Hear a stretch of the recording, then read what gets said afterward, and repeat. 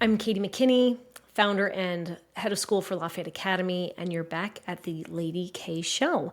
So we talked in one of the recent podcasts about this idea of the Western paideia, and that an education that is rooted in this Western tradition offers students the ability to have skills and habits that would be necessary to live a free and a fulfilling life, such as in a republic. And of course, being in a free culture, in a free environment, you're able to build good and strong families. And these good families build great communities. And of course, these communities make great states, and great states make great countries.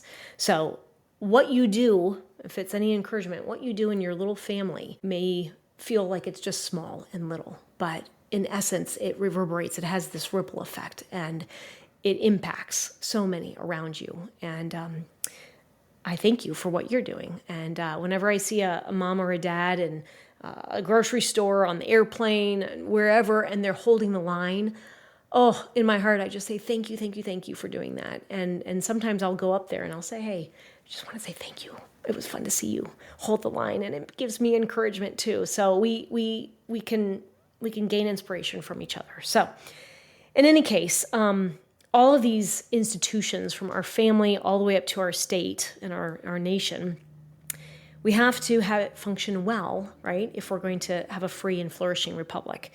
And since the founding of our republic, our education of our young in both moral and civic virtue has been considered one of the essential ingredients of the survival of our nation. It's a high and weighty calling, in my opinion, and it takes the dedicated work of every single one of us, from our small little families, as we've talked about, all the way up. But how do we make this happen? That's kind of the key question.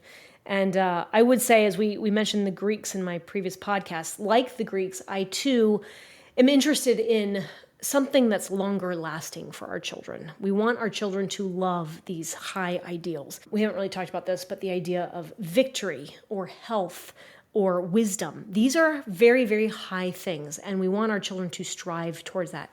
Little side note, my daughter, when she was in 8th grade, she was reading To Kill a Mockingbird. And in that, she was taken with the attorney in the story. And she said, Mom, I want to be just like him.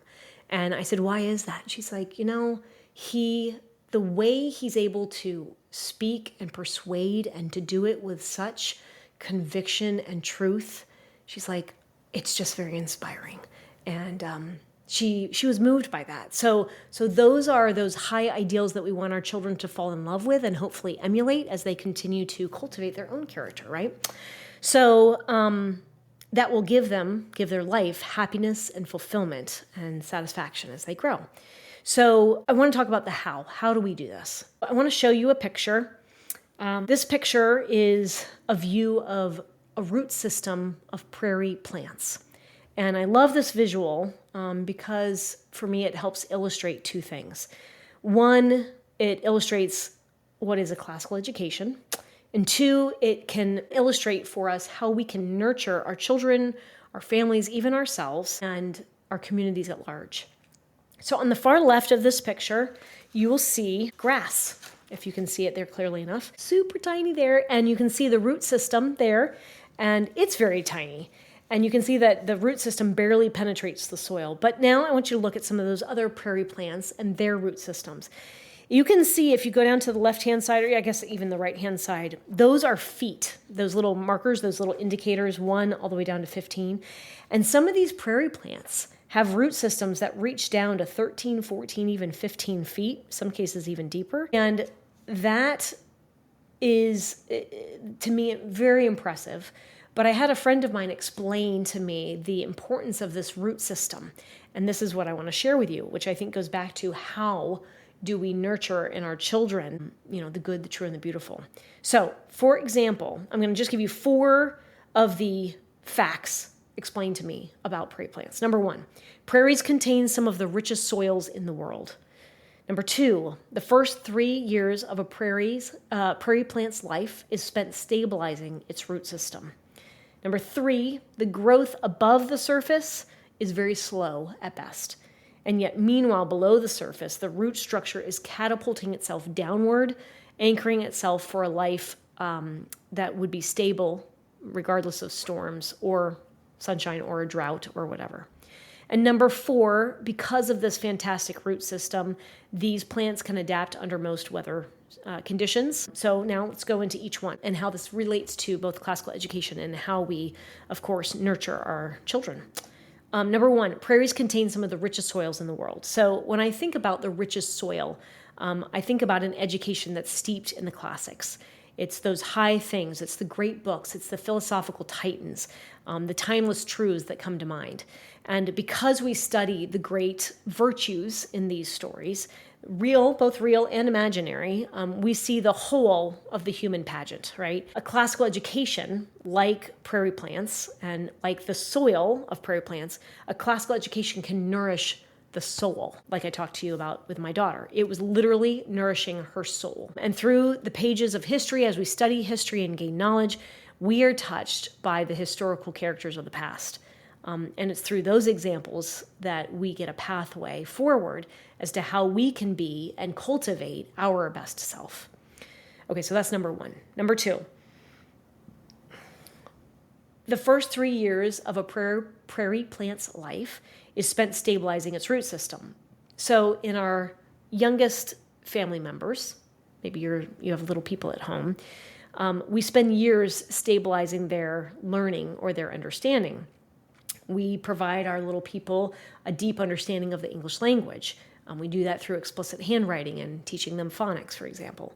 In math, we pull back the veil and we show them exactly what's going on, how to do long division, how to do multiplication, all of those things, how to borrow. In all subjects, these are the building blocks of a root system. And a root system or a system of knowledge cannot be fabricated on faith or just do it like I told you to.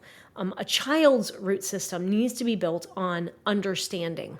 They need to pull that veil back and truly understand what is going on in order to make it their own. And all the while, this critical thinking or this pillar of reason is being developed and it's being strengthened. You probably heard that in order for an oak tree to stand, it has to have very deep and wide-reaching roots, and in which case it does. And likewise, the way I see it is our grandchildren, our great-grandchildren, in order for them to stand, they're going to need truth and they're going to need understanding to support them.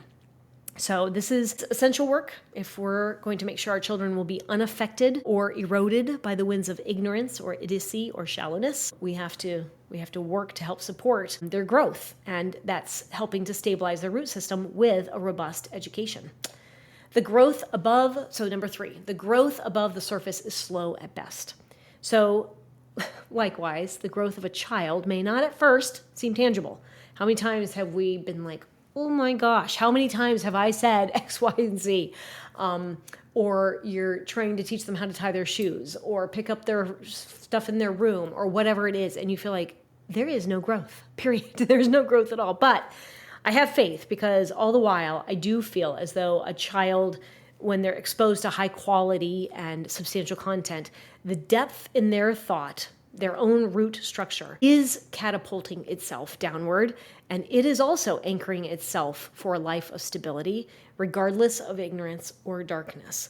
So those prairie plants, that root system is slow, it's purposeful, it's methodical, and our teaching, when you teach in classical education, it's exactly the same. It's slow, it's purposeful. Slow, I wouldn't say that has a negative connotation. It's systematic, because it's really hinging and capitalizing on the developmental process of the brain, and there's a good reason for that. We don't want to skip or have any gaps along the way. So similarly with a root system of a prairie plant.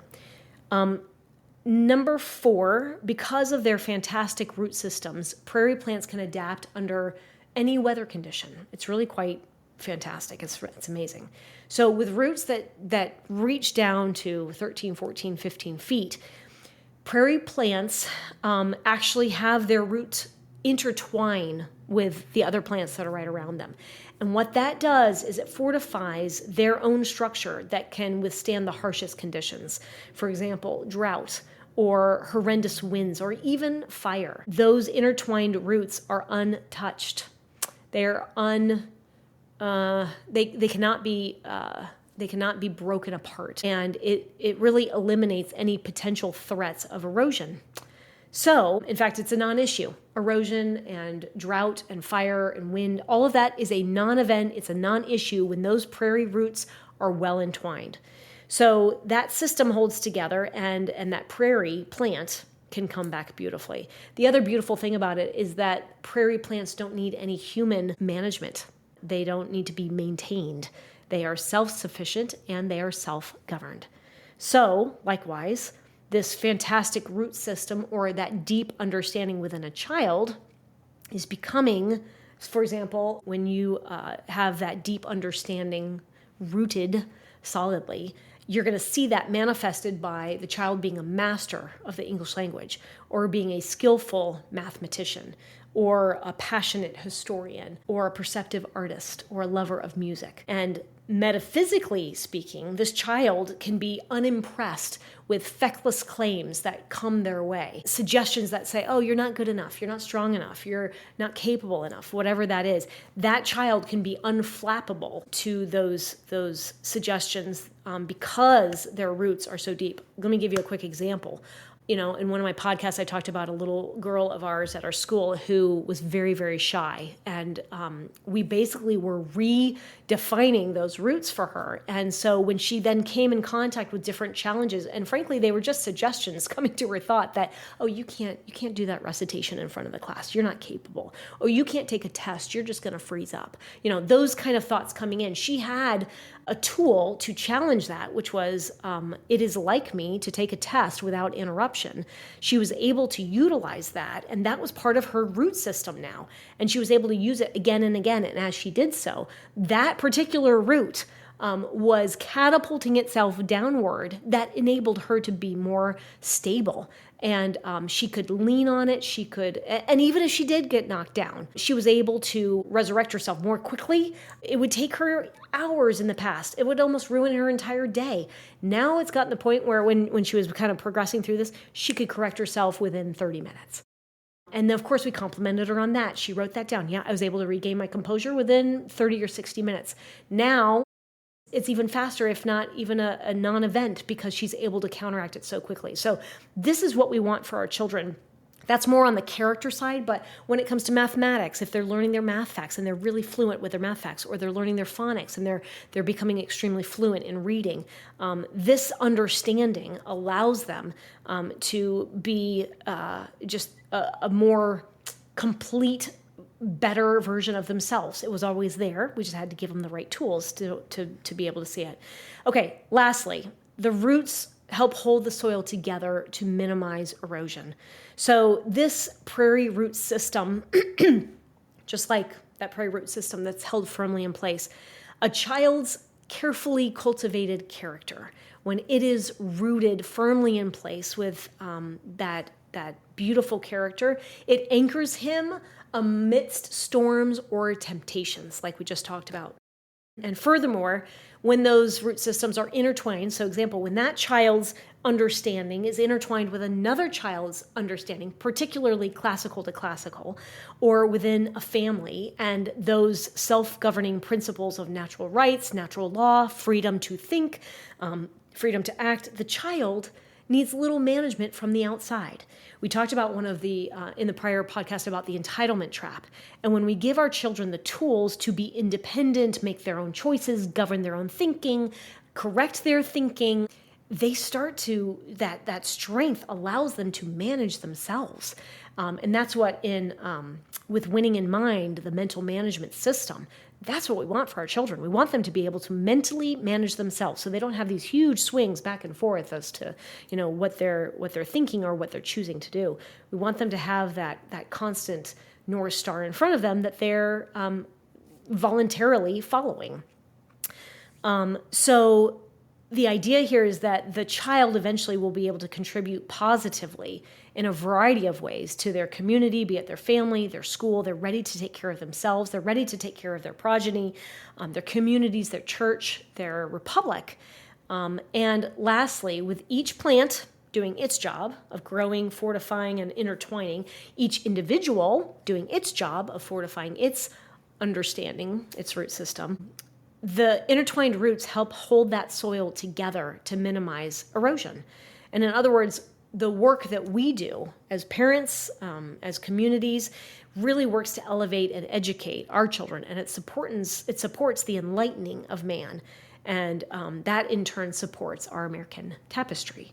So all of this is going back to the idea of how do we nurture this in our children, and we have to make sure that they have an education that is complementing what you do at the home. In the home, we want it to complement perhaps what it is your church is fortifying and supporting. We want those things to all work together in concert. And I think this prairie root system illustration, for me anyway, really helps me visualize what it is that a great education, and I will say from a biased standpoint, is a classical education, what that can do for a child.